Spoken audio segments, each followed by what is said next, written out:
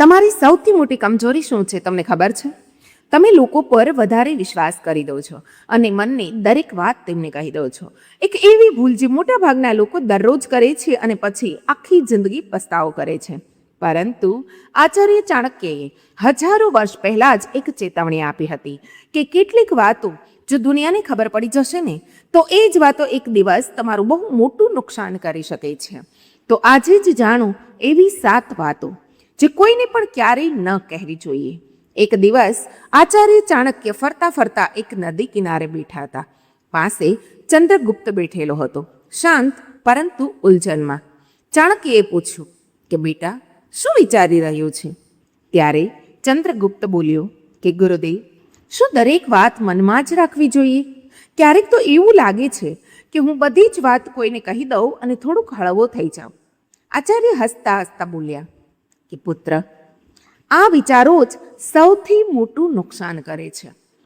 આ દુનિયા સૌથી વધુ તે જ લોકોને તોડે છે જેઓ દિલ એકદમ સાફ રાખે છે, પરંતુ જીવ ઢીલી રાખીને બિનચિંતા દરેક વાત, દરેક ભાવના, દરેક યોજના અને દરેક દુઃખ સામેવાળાને કહી દે છે. યાદ રાખજે, જેમ તિજોરીમાં પૈસા બંધ રહે છે ને, એમ જ કેટલીક વાતો મનમાં જ રાખવી સમજદારી હોય છે. તો જીવન ધન્ય બની જાય છે. બોલવું તો કોઈના પણ હાથમાં હોય છે, પરંતુ ચૂપ રહેવું એક કળા છે. અને જે આ કળામાં માહિર થઈ જાય ને, તેને દુનિયા ક્યારેય નુકસાન પહોંચાડી શકતી નથી. આચાર્યએ ઊંડો શ્વાસ લેતા કહ્યું કે આજે હું તને તે 7 વાતો બતાવીશ કે કોઈ પણ કેટલા પણ નજીકના કેમ ન હોય તેમને ક્યારેય બતાવવી ન જોઈએ. કારણ કે જો આ વાતો બહાર નીકળી ગઈ તો દુનિયા તને તારા જ શબ્દોથી હરાવશે. તો ચાલ, હું તને કહીશ કે આ 7 ગુપ્ત વાતો જેને જો તું છુપાવી લે તો જિંદગીમાં તકલીફો દૂર દૂર સુધી પણ દેખાશે નહીં. પહેલી વાત, ઘર કુટુંબની સમસ્યાઓ જે કોઈને ના કહેવી. આચાર્ય ચાણક્યએ કહ્યું કે જીવનની સૌથી પહેલી નીતિ એ છે કે તમારા ઘરના સંકટો કોઈ પણ રીતે બહારવાળાને કદી ન બતાવતા. ચાહે ઝઘડો હોય, મતભેદ હોય કે કોઈ ખાનગી દુઃખ હોય, તેને ઘરની બહાર ન જવા દો. એકવાર એક વ્યક્તિ રડતો રડતો આવ્યો અને કહ્યું, ગુરુદેવ, મારા ઘરમાં ઝઘડો થયો. પિતાજી મા પર રાડું પાડી રહ્યા હતા અને ભાઈ ગુસ્સામાં ઘર છોડીને ચાલ્યો ગયો. મેં આ વાત મારા મિત્રો સાથે શેર કરી. ચાણક્યએ ગંભીર અવાજમાં કહ્યું, પુત્ર, જ્યારે તું તારા ઘરના તૂટેલા ભાગો બહાર બતાવે છે ત્યારે લોકો તેમને જોડવા માટે નહીં પરંતુ વધુ તોડવા માટે પ્રયત્ન કરે છે. લોકોને કરુણા નહીં, નાટક જોઈએ છે. પછી તેમણે એક વાર્તા સંભળાવવાની શરૂ કરી. એક ગામમાં 2 ભાઈ રોજ ઝઘડો કરતા હતા. એક દિવસ મોટા ભાઈએ પંચાયતમાં નાના ભાઈની ખરાબી કરી. પરિણામે આખા પરિવારની ઇજ્જત નીચે પડી ગઈ. લોકો બાળકોથી દૂર રહેવા લાગ્યા. ઘરના મામલાઓ બહાર નીકળ્યા નહીં કે સંબંધોની મર્યાદા તૂટે છે. વિશ્વાસ ચકનાચૂર થાય છે અને લોકો તમારા દુઃખને હથિયાર બનાવી લે છે. ચાણક્ય કહે છે કે ઘરનો ઝઘડો બહાર જાય તો એ ઘર તૂટી જાય છે. સંબંધો જ્યારે બાહ્ય દ્રષ્ટિમાં આવે તો તેમનું માન ખોવાય છે. એટલે જ સ્થિતિ જેટલી પણ ખરાબ હોય, તમારા ઘરની વાતો ફક્ત નજીકના લોકો સુધી જ સીમિત રાખજો. કારણ કે બહારની દુનિયા મરહમ નહીં, ઘા પર મીઠું લગાવે છે. બીજી વાત, પોતાની કમાણી કે ધન ક્યારેય કોઈને ન બતાવવું.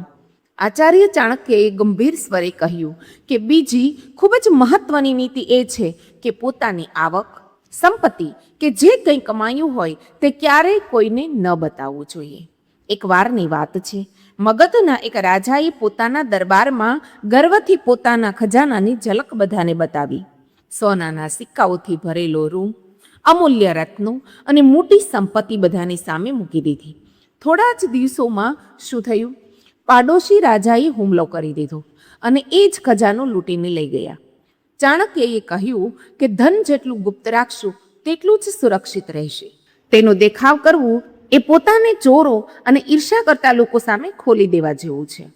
લોકો સામે ઊભા થવા જોઈએ. પછી તેમણે શિષ્યોને પૂછ્યું કે પુત્રો, શું તમે ક્યારેય જોયું છે કે અમીર લોકો પોતાની સાચી કમાણી બધાને બતાવે છે? નહીં, કારણ કે તેઓ જાણે છે કે જ્યાં વધારે લોકો જાણે ત્યાં જરૂરિયાતો, લોભ અને મુશ્કેલીઓ પણ વધે છે. જો કોઈને લાગશે કે તમારી આવક સારી છે તો કેટલાક લોકો મદદના બહાને નજીક આવશે, કેટલાક લોકો તમને નીચે દબાવવાનો મોકો શોધશે અને કેટલાક તો ફક્ત ઈર્ષા માટે તારી સામે દુઃખ વ્યક્ત કરશે, કેમ કે તારી પાસે તે છે જે તેમની પાસે નથી. ચાણક્યએ સ્પષ્ટ શબ્દોમાં કહ્યું કે ધનનું સૌથી મોટું રક્ષણ એ તેને છુપાવવું છે.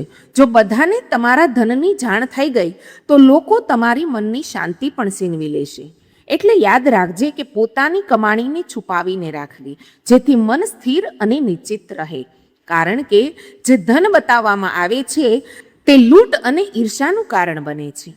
અને ત્રીજી વાત છે પોતાના ભવિષ્યની યોજના ગુપ્ત રાખવી. આચાર્ય ચાણક્યએ ત્રીજી નીતિ જણાવતા કહ્યું કે પુત્રો, જ્યાં સુધી કોઈ યોજના પૂર્ણ ન થાય ત્યાં સુધી તેને પોતાના મનમાં જ રાખજો. જે લોકો પોતાના દરેક પગલાંની જાહેરાત પહેલાં કરી દે છે તેઓ ઘણી વખત મંજિલ સુધી પહોંચી શકતા નથી, પહેલાં જ રસ્તો ગુમાવી દે છે. તક્ષશિલાના ગુરુકુળમાં બેઠેલા શિષ્યોને ચાણક્યએ એક ઉદાહરણ આપ્યું કે એક વારનો આ કિસ્સો છે કે એક વેપારી એણે વિચાર્યું કે તે પોતાના શહેરમાં મસાલાઓની મોટી દુકાન ખોલશે. એણે પહેલાં જ બધા સંબંધીઓને, મિત્રો અને પાડોશીને આ વાત કહી દીધી. અઠવાડિયાની અંદર જ એક ચતુર માણસે એ વાત સાંભળીને એ જ જગ્યાએ એ જ પ્રકારની દુકાન ખોલી અને બજાર પર કબજો કરી લીધો. જ્યારે વેપારી પહોંચ્યો ત્યારે તો મોડું થઈ ગયું હતું. ચાણક્યએ કહ્યું કે દરેક વિચાર એક બીજ હોય છે. જો બીજાને ખબર પડે છે તો તમે તેમનું ફળ લઈ શકતા નથી. યોજનાની સાચી શક્તિ તેમની શાંતિમાં હોય છે. એટલે આગળ કહ્યું કે ધ્યાન રાખજો, તૈયારીનો સમય બતાવવાનો નથી. કામ પૂરું થયા પછી જ બોલવું જોઈએ. જ્યાં સુધી સફર ચાલી રહી હોય છે ત્યાં સુધી ચૂપ રહો. તમારો ઈરાદો, દિશા અને આગળનું પગલું બધું જ તમારું હોય છે. આ બધું બધાની સામે લાવીને તમે ફાલતુનો ભાર અને ટીકા તમારી માથે લઈ લો છો. આજની દુનિયામાં પણ આ જ નીતિ લાગુ પડે છે. કોઈ નવું કામ શરૂ કરવું હોય તો યોજના ગુપ્ત રીતે રાખો. વેપાર શરૂ કરવો હોય કે નોકરી બદલવી હોય તો ત્યાં સુધી કોઈને ન કહો જ્યાં સુધી તે કામ પૂરું ન થઈ જાય. કારણ કે આ દુનિયા તો યોજના માટે રક્ષણ નહીં આપે અને નિષ્ફળતાની જવાબદારી પણ કોઈ લેશે નહીં. ચોથી વાત, તમારી કમજોરી કોઈને ન બતાવો. આચાર્ય ચાણક્યએ ગંભીર અવાજમાં કહ્યું કે પુત્રો, જ્યારે તમે તમારી કમજોરી જેમ જ કોઈને તમારી પરેશાની કે ડર જણાવી દેશો તો તમે હારવાની પહેલી સીડી ચડી ગયા છો. તક્ષશિલાના ગુરુકુળમાં એક દિવસ એક શિષ્યએ પૂછ્યું કે ગુરુદેવ, જો આપણે આપણામાંથી કોઈને આપણું દુઃખ, ડર કે કમજોરી જણાવી દઈએ તો શું તે આપણને સમજી શકે? ચાણક્ય હસ્યા અને કહ્યું કે લોકો ત્યાં સુધી તમારી સાથે રહે છે જ્યાં સુધી તમારી શક્તિ તેમને ફાયદો આપે છે, પરંતુ જ્યારે તમારી કમજોરી સામે આવે છે ત્યારે એ લોકો તો દૂર થઈ જાય છે કે પીઠ પાછળથી ઘાત કરતા હોય છે. તેમણે એક વાર્તા કહી કે એક યુદ્ધવીર હતો જે તીરોથી ડરતો હતો. તેણે પોતાની સૌથી નજીકના સાથીને કહ્યું કે જો યુદ્ધમાં તીર ચાલવા લાગ્યા તો મને પાછો ખેંચી લેજો, કેમ કે મને ડર લાગે છે. થોડા સમય પછી એ જ સાથી શત્રુ પાસે જઈને મળ્યું અને યુદ્ધમાં સૌથી પહેલા તીર એ જ યોદ્ધાની તરફ દોરી દીધું, કારણ કે તેને ખબર હતી કે ક્યાં ઘા કરવો, અને તે યોદ્ધા લડ્યા વગર જ ધરાશાયી થઈ ગયો. ચાણક્ય બોલ્યા કે કમજોરી ત્યાં સુધીની તાકાત છે જ્યાં સુધી માત્ર તને જ ખબર હોય. જે દિવસે તે બીજાને ખબર પડી ગઈ એ જ દિવસે તારા વિરુદ્ધમાં સૌથી તીખું હથિયાર બની જાય છે. તેમણે ચંદ્રગુપ્તની તરફ જોઈને કહ્યું કે રાજા એ જ હોય છે જે પોતાના ડરને તલવારમાં છુપાવી લે અને હસતો ચહેરો પોતાના ઘા પણ છુપાવી લે. તો યાદ રાખો મિત્રો, પોતાના ડર, પોતાની તકલીફ, જૂના ઘાવો એ બધું જ પોતાનામાં જ રાખો, કારણ કે દુનિયામાં ઘણા લોકો મદદ નથી કરતા, હારનું નાટક જોવા માટે ઊભા હોય છે. પાંચમી વાત, તમારી દાનની પ્રશંસા કરવી નહીં. આચાર્ય ચાણક્ય હસ્યા અને કહ્યું કે પુત્રો, જે દાન મોઢે બોલાય તે પાપ નથી, પરંતુ અહંકાર બતાવવાનું સાધન છે. ગુરુકુળમાં બેઠેલા શિષ્યોએ પ્રશ્ન કર્યો કે ગુરુદેવ, જો અમે કોઈ ગરીબની મદદ કરીએ, ભૂખ્યાને ખાવાનું આપીએ કે કોઈ વિદ્યાર્થીને શિક્ષણ માટે મદદ કરીએ તો શું એ વાત કરવી બરાબર નથી? ચાણક્યજીએ શાંત અવાજમાં કહ્યું કે જ્યારે તું દાન કરે છે અને પછી તેનો પ્રચાર કરે છે ત્યારે તે મદદ નહીં રહે. તે તારો ઘમંડ વધારવાનો રસ્તો બને છે. તેમણે ચંદ્રગુપ્તને સંબોધીને કહ્યું, એક વખત એક રાજાએ દરબારમાં જાહેર કર્યું કે હું વર્ષમાં 100 ગાય બ્રાહ્મણોને દાન આપું છું. લોકોએ તાળીઓ વગાડી. પણ તે જ રાત્રે સ્વપ્નમાં તેને એક વૃદ્ધ બ્રાહ્મણ મળ્યા અને કહ્યું, રાજન, તમે જે દાન આપ્યું તે પુણ્યમાં નથી બદલાયું, કારણ કે તમે તેના વખાણ કરી રહ્યા છો. દાન ત્યારે જ ફળદાયક બને છે જ્યારે તે છુપાયેલું રહે છે. ચાણક્યએ સ્પષ્ટ રીતે કહ્યું કે જમણા હાથથી આપેલું દાન જો ડાબા હાથને ખબર પડી જાય તો તે પણ ઓછું નથી થતું. પછી તેમણે એક સૂત્ર સમજાવ્યું, દાન એ દીવો છે જે અંધકારમાં ઝળહળે છે. તે કોઈએ જોવો કે નહીં તેનું પ્રકાશ એક દિવસ પાછું ફરતા જ આવે છે. તેથી મારા મિત્ર, જો તું ખરેખર કોઈની મદદ કરે છે તો તેને દુનિયાને બતાવવાની જરૂર નથી. જે સાચા દિલથી આપ્યું હોય છે તે ઉપર સુધી પહોંચે છે, બાકી બધું તો ફક્ત દેખાવ છે.